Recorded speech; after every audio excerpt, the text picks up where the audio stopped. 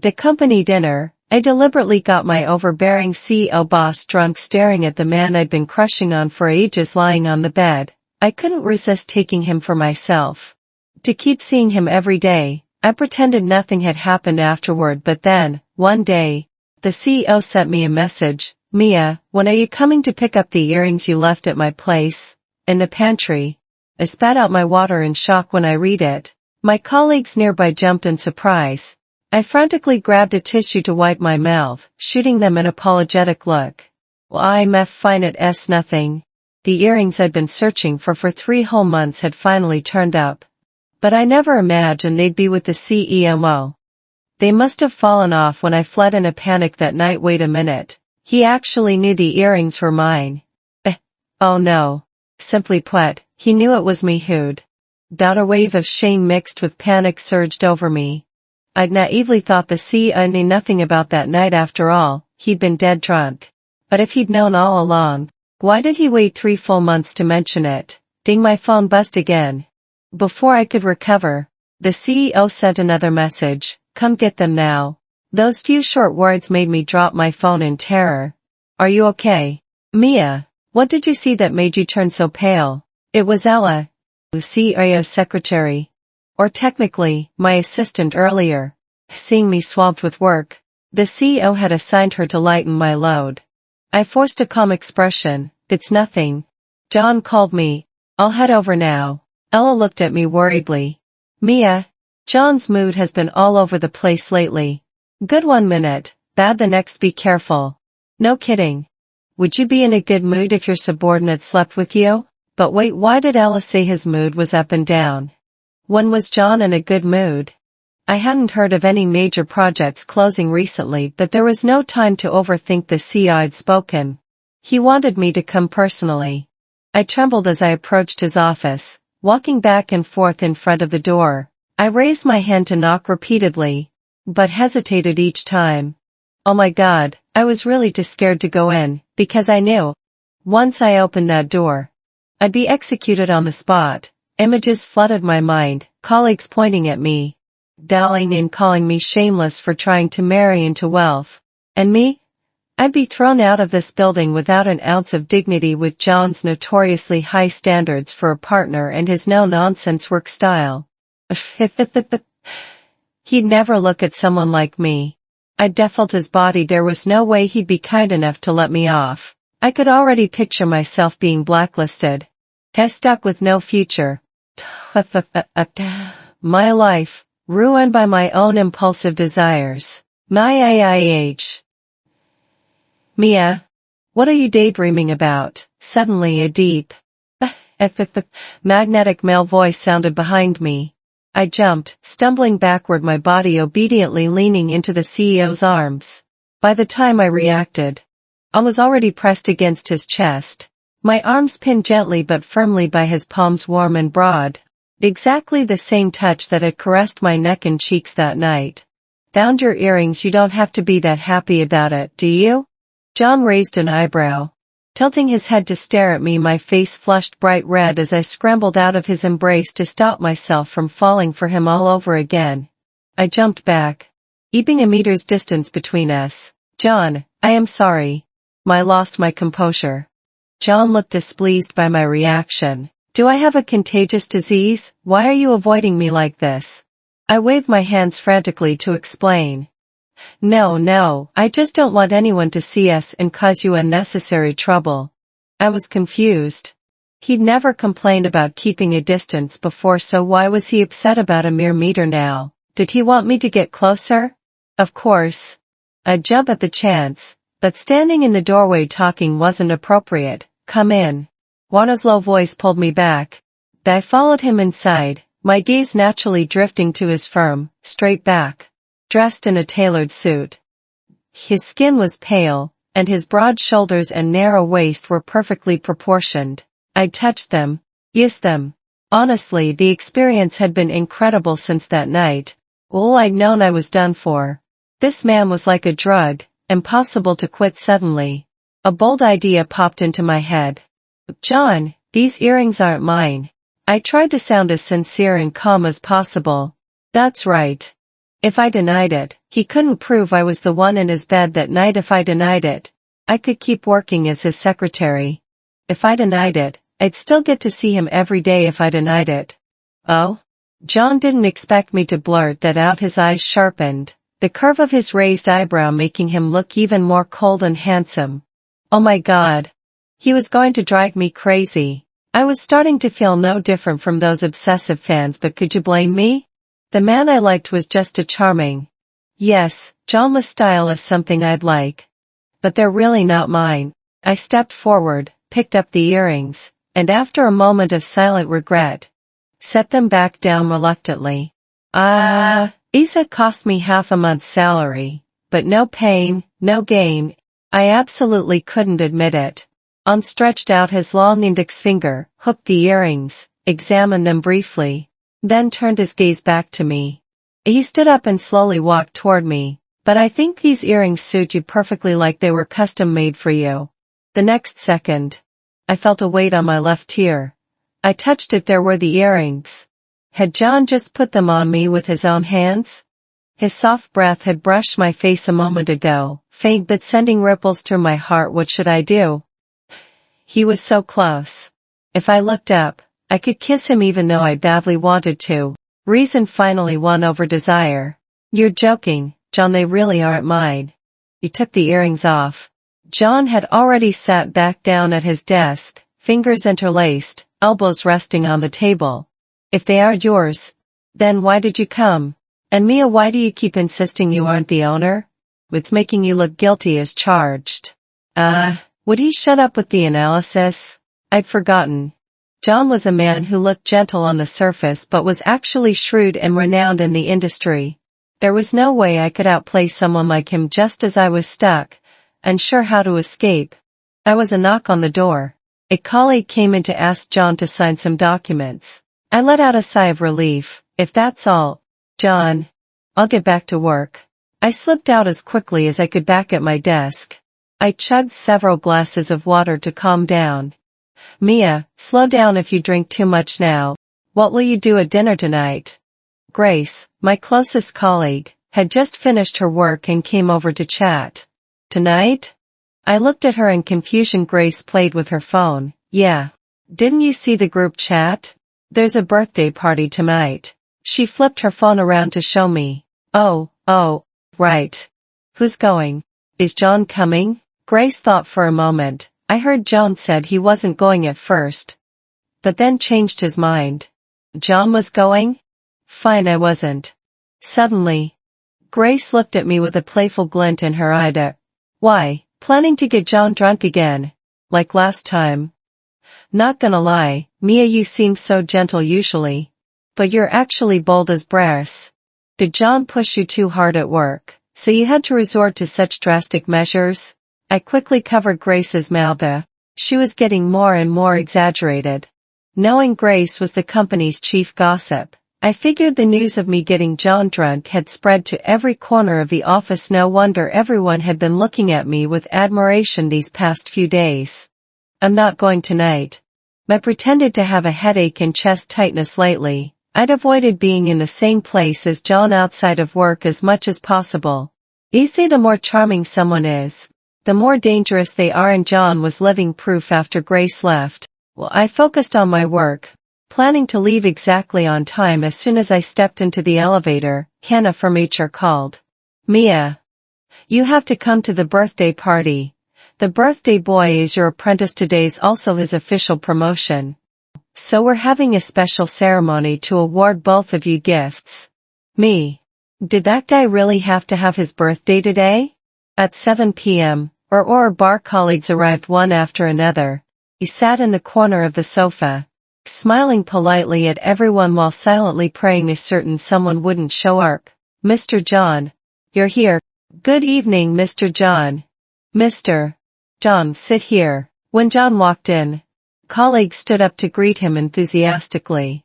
Several female colleagues who had a crush on him vied to invite him to sit next to them. A twinge of jealousy stirred in my chest. Everyone, feel free to relax like last time. Having fun is the most important thing. The bar was warm, so John took off his expensive watch and tailored suit jacket, revealing a perfectly proportioned, tall and elegant figure. Mia's here too? His gaze finally landed on me, and he draped his jacket over the sofa back beside me. I dared not meet his eyes, pretending to take a sip of water from my glass. Yes, Mr. John. I kept my head down the entire time, feeling like a lost dog. Hannah quickly explained, Mr. John, even though the birthday boy isn't in Mia's department, she trained him when he first joined there like master and apprentice, so we invited Mia to join us too. John smiled, but there was a hint of edge in his voice. Quite the connection then. Wait, did he just grind his teeth when he said that? Or was it my imagination? The birthday boy, George, was tall, thin, and pale, a total little milk dog material. According to Grace's gossip, many female interns in the company were chasing him. I glanced at him. How had I not noticed before? He was definitely cute, but not my type. George looked back at me, his eyes showing a hint of shyness and nervousness. Mia, thank you for taking care of me for those 3 months. I made so many mistakes at work, but you're such a gentle person. Thank you for your patience and guidance. With that, he raised his glass to toast me. Out of politeness, I took a sip. Everyone makes mistakes when they first graduate, it's only natural. The atmosphere lightened up thanks to our interaction. Come on, let's all toast the birthday boy and congratulate him on his promotion. We drank, laughed, and chatted. Suddenly, Grace nudged me. Mia, slow down on the drinks. Me? What was her deal? Earlier, she told me to drink less water so I'd have room for alcohol tonight, and now she was telling me to drink less. Was she deliberately trying to annoy me? Grace added, don't you remember? At the last dinner, you said you lost one earring. And you still haven't found it, right? So don't get drunk and lose another valuable thing, then cry over it for ages without finding it. I wanted to glue Grace's mouth shut with super glue. Why bring up the lost earring out of nowhere, especially in front of John? What was she trying to do? Sure enough, a dark glint flashed in John's eyes. I tried to think of something to cover up my lie, but my mind went completely blank. What now? My lie was totally exposed, and a sharp chill pierced my heart. Suddenly, George handed me an exquisitely wrapped gift box. Mia, can I call you that? This is for you. I heard from Grace that you lost one earring, so I bought you a new pair. Earrings are meant to be in pairs. After all, we're just like people. I hope you like them. George's veiled confession caught me off guard, leaving me speechless. Everyone's inner gossip was unleashed. They cheered enthusiastically, urging me to open it quickly. I had no choice but to reach for it, but in that split second, a pair of long, fair hands appeared out of nowhere, snatching the box before I could touch it. What a coincidence. I was planning to buy a pair of earrings as a gift too, so I wanted to see the style for inspiration. You don't mind, do you, Mia? John smiled softly at me and opened the box. He was the boss, what could I say? I was sure everyone present felt the same way. The earrings were delicate and small, with a heart-shaped diamond that sparkled even in the dim light. Wow. George has great taste. Such beautiful earrings. They're perfect for someone as gentle and elegant as Mia. Colleagues gushed, praising George for being thoughtful and having an eye for detail. He scratched his head awkwardly, stealing glances at me to gauge my reaction. The earrings are nice, but I don't think they suit Mia very well. John's words instantly cooled the atmosphere.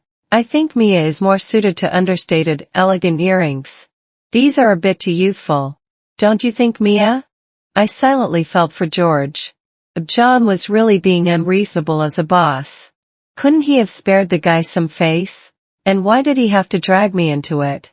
I forced an awkward smile. Well, it's the thought that counts. Since George is thanking me for my guidance, I'll happily accept them as his master. I picked up my glass and toasted George again. Somehow, after doing that, I felt a chill run down my spine. John's dark eyes were staring at me openly, his entire demeanor icy cold. exuding a faint hostility then. His cold voice made me shiver uncontrollably. Mia is truly kind-hearted, accepting gifts from everyone. We should give you an award for that. What was wrong with John tonight? Ella had been right, his mood had been all over the place lately. My intuition screamed at me to leave. Even though John's words sounded like praise, I could tell he wanted to devour me whole. I quickly grabbed my bag and coat. Sorry, everyone. I have an emergency at home, so I have to leave first. Grace looked surprised. Leaving already? Let George walk you out. She winked at George, signaling this was his chance to be a knight in shining armor. As I'd suspected. Everyone was dying to set me up with George, but I was a seasoned veteran who'd been through the ringer. I couldn't take advantage of a pure-hearted young man fresh out of college. Grace, the mastermind behind this, would pay for it later. I quickly declined. No. Thanks, I ordered a ride, and it's already outside. The cold wind hitting my face as I exited the bar was a huge relief. I swore aloud, this is the last time. The last time I'd be in the same place as John outside of work. I pulled out my phone to actually order a ride. I'd lied earlier to reject George. Suddenly, a black Maybach pulled up in front of me. I recognized it immediately. It was John's car. Get in. John rolled down the window. His voice calm and flat. I waved my hands frantically. No, thank you. Mr. John, I ordered a ride, and it should be here any minute. I'd rather die than get in that car. It was clear John's patience had snapped. Get in. I won't say it again. Be white, sir. Call me dead, because when an overbearing CIO gets angry, you obey. The entire ride. John's face was dark, his lips pressed into a thin line, not saying a word. Wait. Where are we going? This wasn't the way to my place. Panicked. I asked. John, what are you? Shut up. He turned to me.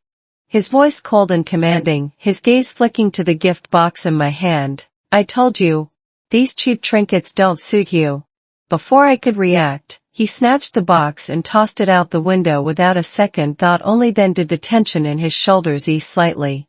10 minutes later, we arrived at an upscale private village. John grabbed my wrist tightly, dragging me inside. John, what are you doing? Let go, you're hurting me.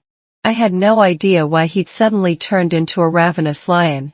In the next second, he pinned me against the hallway wall, his palm pressing against my back. His body flush against mine with not an inch of space between us. The room was dark, but his warm embrace sent a faint heat through my body. The starlight in his eyes somehow calmed me down. John's right hand gripped my neck gently but firmly. His voice low and dangerous, calling me by my full name. Mia? You really have guts. Just how desperate are you? One drunk wasn't enough, you wanted a second. I was truly wronged. What second drunk? I didn't. You're the only one I've ever gotten drunk. I couldn't stand being accused unfairly. In the heat of the moment, the words slipped out before I could stop them, but John wasn't buying it.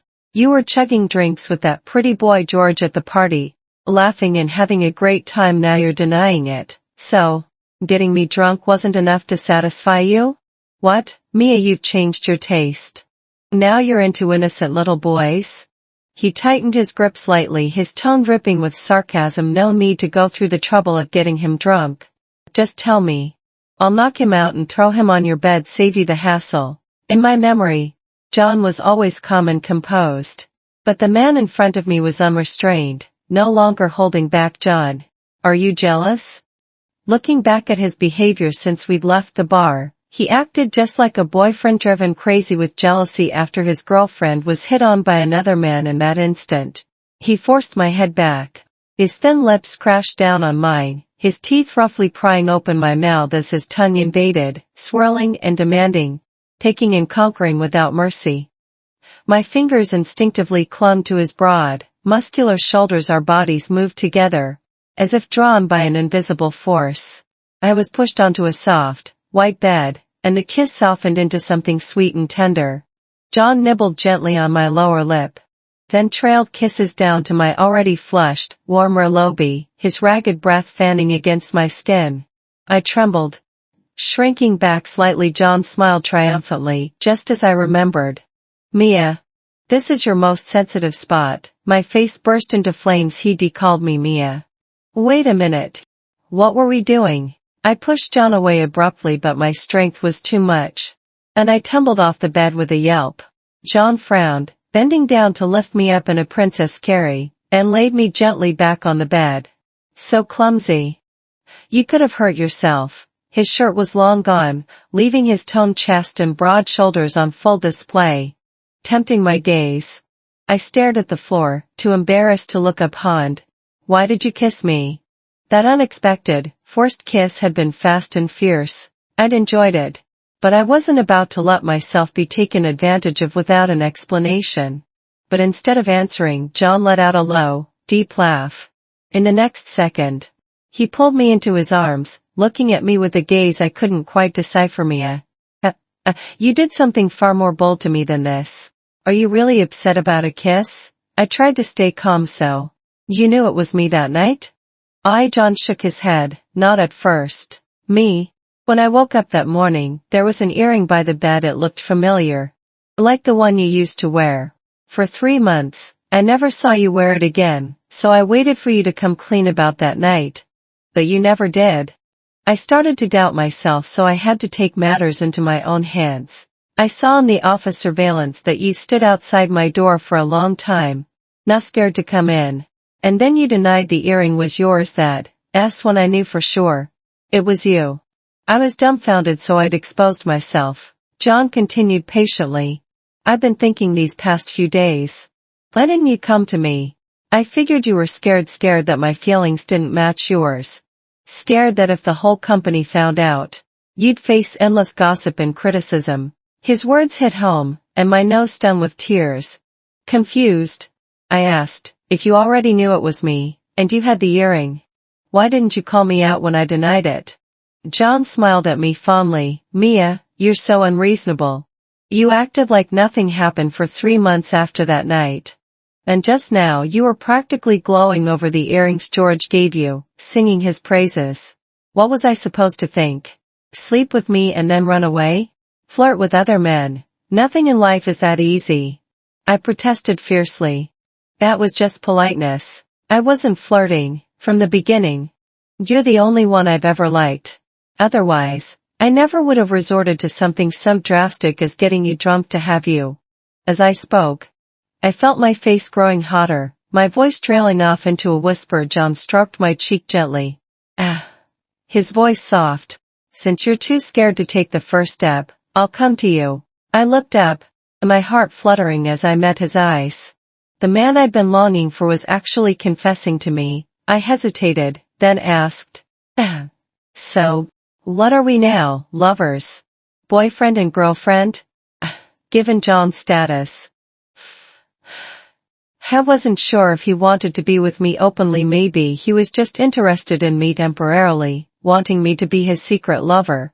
John looked slightly annoyed, tapping me lightly on the forehead twice. Mia, did you even listen to what I just said? Well, I want you to be my girlfriend, and someday, my wife. You're going to be the CEO's wife, and not some secret lover. Have a little ambition, will you? I nodded vigorously. It feels like a dream. So surreal. In the next second, John's lips were on mine again. He just warm, his hand gently squeezing my waist. How about this? Not enough? I teased him deliberately.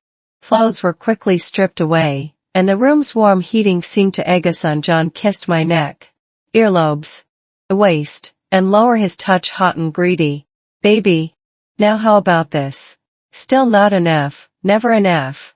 I turned my face away, refusing to look at him. Suddenly, deep, hearty laughter filled the room. Fine, well, see if you're still saying that later when you're begging for mercy. With that, he pressed his body closer to mine. Compared to our first fumbling night, tonight was clearer, more complete. Desire reaching its peak again and again. The next morning light filtered through the gaps in the curtains. I shifted slightly, opening my eyes slowly. I was exhausted, body and mind worn out, muscles aching. I could barely move. Trapped tightly in John's arms, his chin rested on top of my hair. I looked up, met with his stunning face. Thick eyebrows, deep eye sockets, a straight nose, and perfectly shaped thin lips. A combination that felt like a winning hand. How could someone be this handsome? Had enough. A deep, melodious voice sounded beside my ear. I immediately buried my head under the covers, burning with embarrassment. Not enough. How could I ever have enough? I could look at you for a lifetime and still want more. John suddenly pulled back the covers and slid under, his hands wandering mischievously over my waist, tickling me. I couldn't help but giggle uncontrollably, just like last night. I ended up begging him for mercy. John and I started dating, secretly keeping it under wraps from everyone at first. John refused, complaining it felt like an affair, but he couldn't resist my constant pestering and finally gave in. Office romance is so thrilling. I'd often sneak into his office under the pretense of signing documents, sitting on his lap to kiss him, tease him, flirt with him. More than once, we'd come dangerously close to getting caught. We'd wait until everyone else in the company had left, then walk home hand in hand. Sometimes, we'd run into each other in the bathroom. If no one was around, we'd steal a quick touch or a kiss. This exciting secret romance lasted nearly 6 months, and I was having the time of my life until one day, I was caught red-handed by the company's gossip queen. It was lunch break, and I'd lured John to the company's hidden staircase. "John, isn't this spot perfect? No one will hear us even if we kiss loudly." I smiled proudly. So clever of me. The office was always at risk of interruptions. But here, it was just the two of us, and the next second, John couldn't resist, leaning down to kiss me. Only one way to find out. We were lost in each other when suddenly, something clattered at the stairwell corner. The motion sensor light flicked on, revealing Grace, her eyes wide with shock, coffee spilling all over the floor.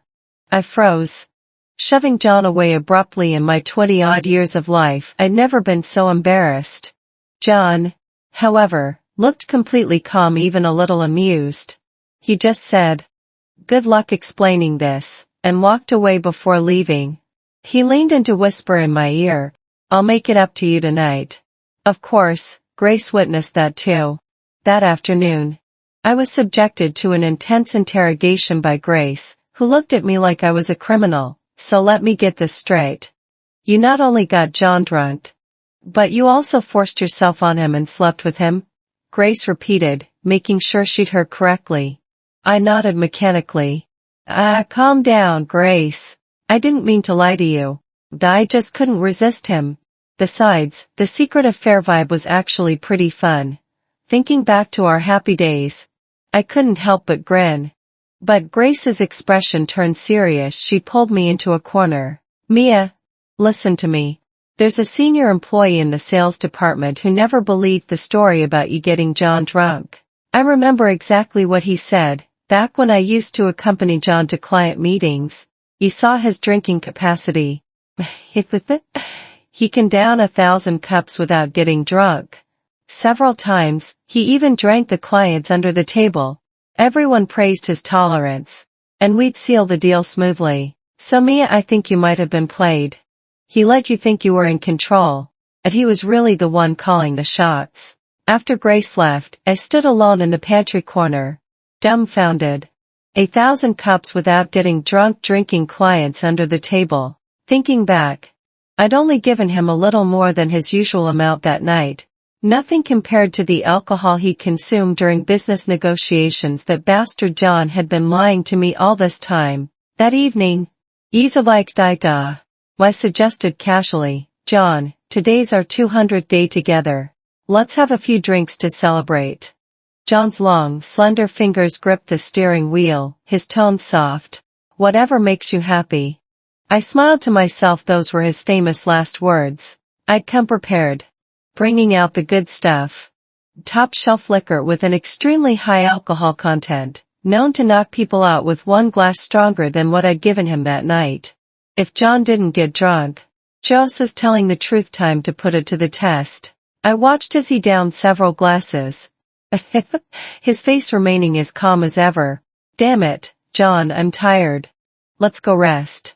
I pulled him to the bed, activating Plan B while he wasn't looking. I rolled on top of him, tying his wrists together with a belt and lifting them above his head. Spit it out. Were you not even drunk that night? John looked up at me fondly, then arched his hips slightly to kiss me. You're shameless. Tell me the truth. I pouted angrily. My cover was blown, and he still wasn't taking this seriously. Mia. You need to understand, he said, his voice low and husky. There's nothing I John want that I can't have. Oh, so he was admitting he'd had his eye on me from the start? No wonder he'd been so cooperative that night. Most of the time, he'd been the one taking the lead, asking for more and more, and I'd been the one underneath the whole time. I refused to accept this. No way, I'm definitely topping you once. I started tearing at his shirt and pants. By the time he was completely naked, my wrists were suddenly grabbed tightly. Baby, you're playing with fire. I stared at him in shock. When had he freed himself? But I couldn't deny I was seduced all over again. Later that night, I spent hours calming him down. As I drifted off to sleep, something cold and hard slid onto my left middle finger. A warm, soft kiss landed on my forehead, followed by John's gentle voice, as if whispering a secret. It wasn't just that night. I'd had my eye on you since the first moment I saw you, Mia. For me it was love at first sight.